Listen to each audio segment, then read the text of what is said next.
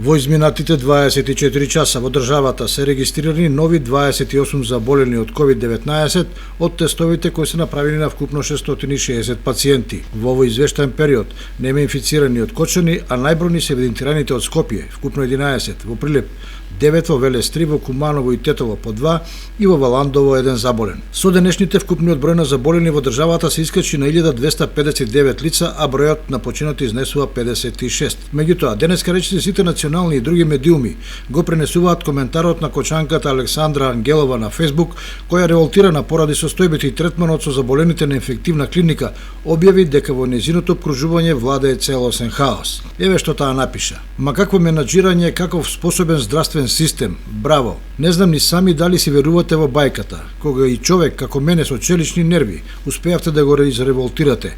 Кога лажете за добрата комуникација доктор и пациент, да лежиш 15 дена на инфективна клиника и еден доктор да не ти каже резултати, ни зошто примаш терапија и зошто те боцкаат.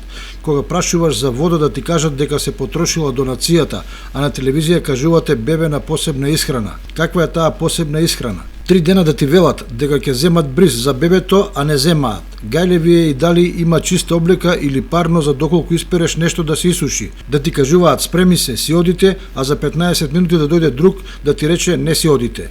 Еден со друг не сте усогласени и изборувате за добро менаџирање. 2 недели еден доктор ме преслуша и сега наеднаш здраво бебе се чека да си оди, бидејќи на вас сега ви текне да иземете крв на мајката, за која некои од докторите не знаеја ни дали е хоспитализирана.